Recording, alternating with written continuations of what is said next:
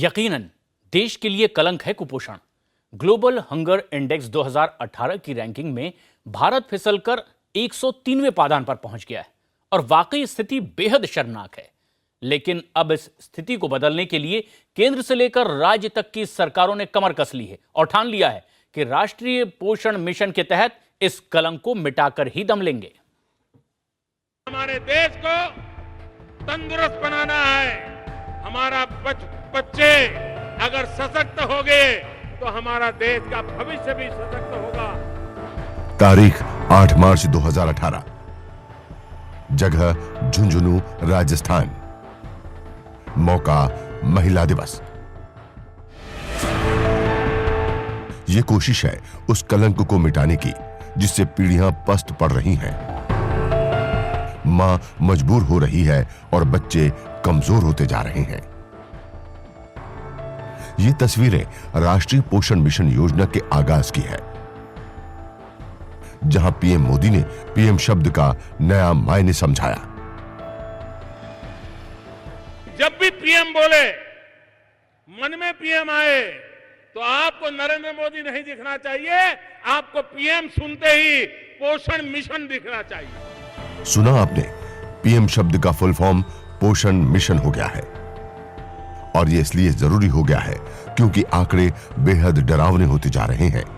वैश्विक पोषण रिपोर्ट के मुताबिक भारत में कुपोषण खतरनाक स्तर पर पहुंच गया है। कुपोषण की वजह से अविकसित रह जाने वाले दुनिया भर के बच्चों में करीब 31% बच्चे भारतीय हैं।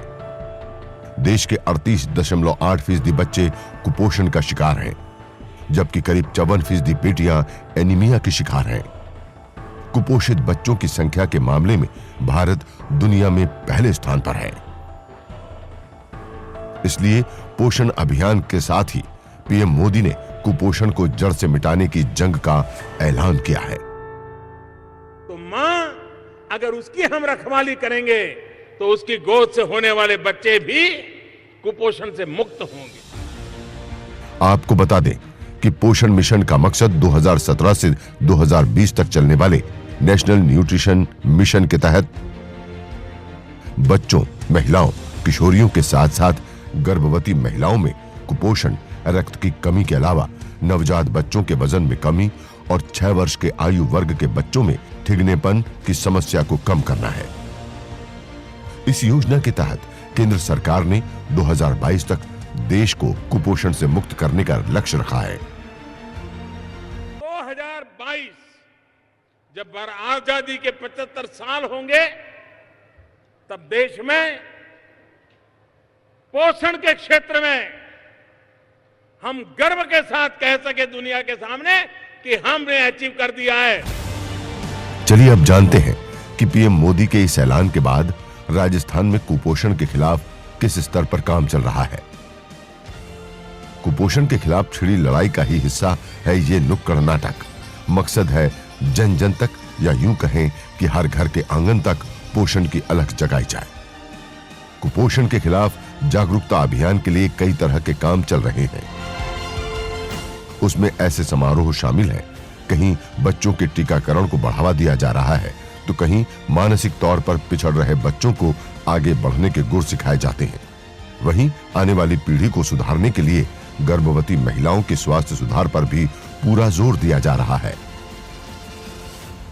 गर्भावस्था परामर्श दिवस मनाया जाता है, अन्नप्राशन दिवस मनाया जाता है, सुपोषण दिवस मनाया जाता है, जन स्वास्थ्य संदेश मनाया जाता है। 1 महीने में एक बार गुरुवार के दिन मनाया जाता है। तो वहीं प्रदेश में अब सरकार की तरफ से चलाई जा रही इन योजनाओं का असर भी दिखने लगा है। सरकार की तरफ से हर गर्भवती महिला को स्वास्थ्य केंद्र से जोड़ने की कवायद जारी है, जहां नियत अंतराल पर जच्चा और बच्चा की देखभाल की जा रही है। यहाँ आशा दीदी लाती है, सब दिखाती है, चेकअप वगैरह सब करवाती है, अच्छे से करवाती है। तारीख को जांच होती है हर महीने। यहाँ पे सारी सुविधा मिलती है बच्चों के लिए, गर्भवती के लिए सारी जांचें करती है, खून जांच करती है और सारी सुविधा देती है। मुझे हर सुविधा यहाँ से मिल रही है और टाइम से चेकअप करवाते हैं। कुपोषण के खिलाफ छिड़ी इस लड़ाई में सरकार का हथियार बन रही है आंगनबाड़ी, एनएनएम की टीम और आशा कार्यकर्ता। जो अब देश के सभी 718 जिलों में पोषण अभियान का अलग जगा रही हैं। राष्ट्रीय पोषण मिशन के तहत रक्त की कमी और पोषण की कमी में सुधार करने में विशेष योगदान दे रही हैं और उम्मीद जता रही हैं कि वो दिन दूर नहीं जब देश कुपोषण को चारों खाने चित कर देगा। Bureau report, news 18 network.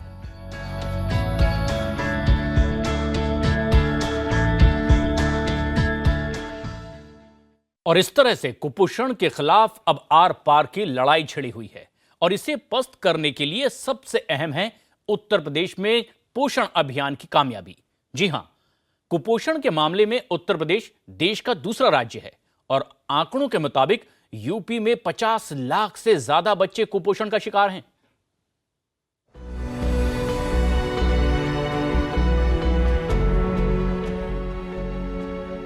Uttar Pradesh में 5 साल तक के बच्चे ठिंगनेपन का शिकार हैं। मतलब ये होता है कि उनकी ऊंचाई उनकी उम्र के हिसाब से नहीं बढ़ती। कुपोषण का एक दूसरा प्रकार है उम्र के हिसाब से वजन नहीं बढ़ना। इसमें भी उत्तर प्रदेश के 39.5% बच्चे सामने आए हैं, वो भी तब जब भारत में अभी 35.7% बच्चे कम वजन के हैं। यकीनन ये आंकड़े डरावने हैं, लेकिन सीएम योगी को भरोसा है कि कुपोषण हारेगा।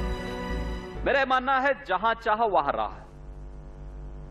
लोगों के अंदर एक भाव पैदा हो तो कोई कारण नहीं कि हम समाज को कुपोषण से मुक्त न कर सके।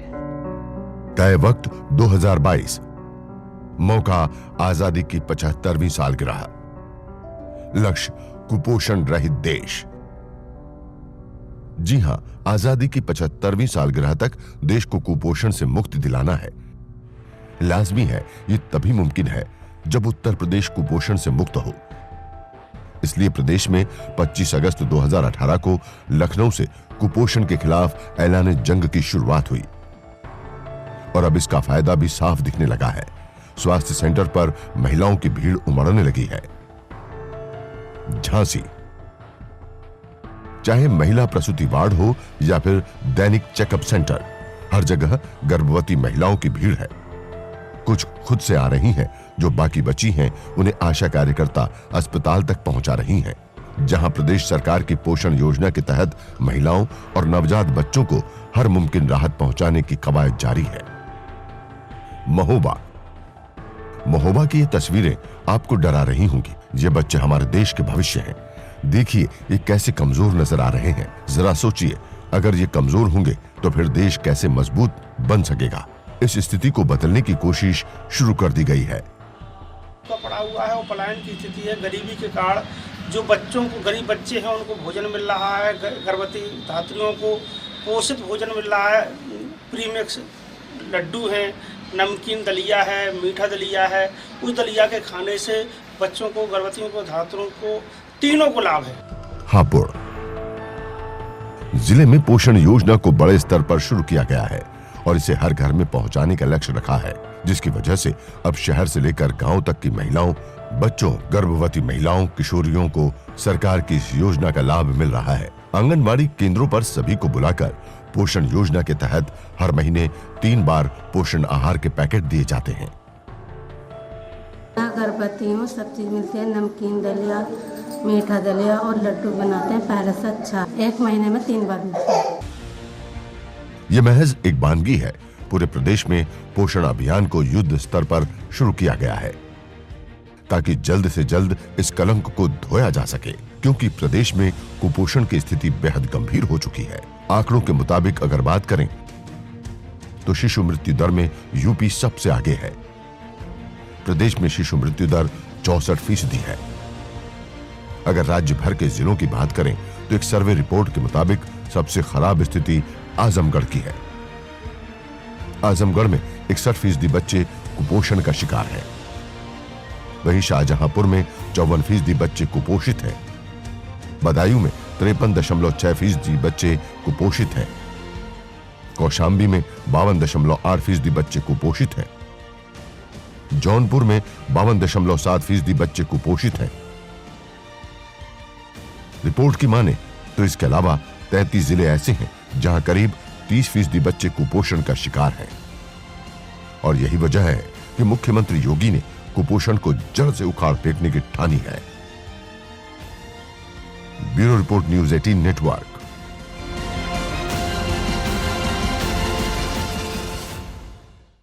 कुपोषण के मामले में उत्तर प्रदेश की स्थिति डरावनी है तो बिहार की स्थिति भी बेहद खतरनाक है। कुपोषण के मामले में देश में पहले पायदान पर है बिहार, जहां इसकी वजह से करीब आधे बच्चों की लंबाई घट रही है। लेकिन अब इस कलंक को धोने की कवायद भी शुरू हो चुकी है। जी हां, प्रदेश में पोषण अभियान के तहत कुपोषण को मिटाने का काम शुरू किया जा चुका है। सभी चाहते हैं कि बेफिक्र होकर उड़े बिहार की तितलियां।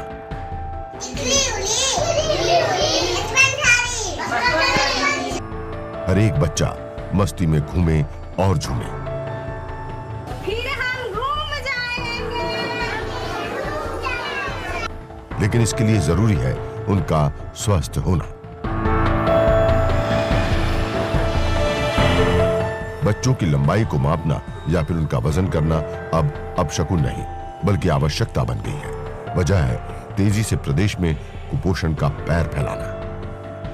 जो कुपोषित बच्चे होते हैं उनमें मुख्य रूप से एनीमिया और स्टंट के लक्षण पाए जाते हैं। कुपोषण की वजह से बिहार में बच्चों की लंबाई घट रही है और इस दर्द से प्रदेश की आधी आबादी प्रभावित है। समाज कल्याण विभाग ने पोषण अभियान चलाने से पहले राष्ट्रीय परिवार स्वास्थ्य सर्वेक्षण की रिपोर्ट जारी की, जिसके मुताबिक प्रदेश के 5 साल तक के 48.3% बच्चे कुपोषण के चलते बौनेपन का शिकार हैं, जबकि राज्य में कुल 47.3% बच्चे कुपोषित पाए गए हैं। प्रदेश के 38 जिलों में से 23 जिले के बच्चों में कुपोषण की स्थिति गंभीर है।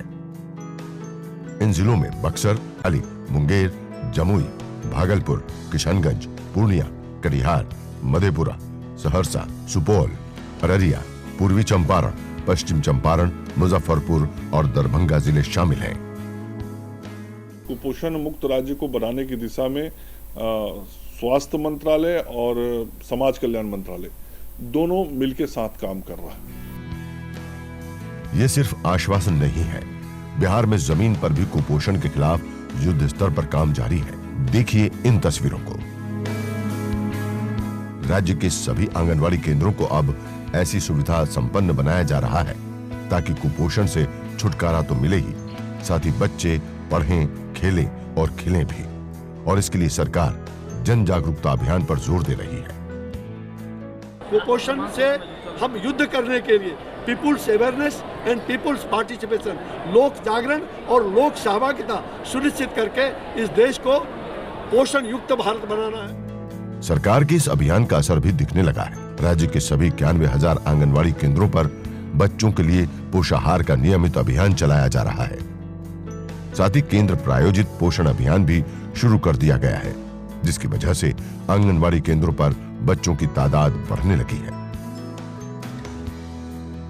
अपना बच्चा को आंगनबाड़ी में भेजते हैं और वहाँ पर पढ़ाई उढ़ाई मिलता है, खाना पीना मिलता है। ये लोग खिचड़ी खाता है, रोज आंगनबाड़ी जाते हैं, पढ़ते हैं।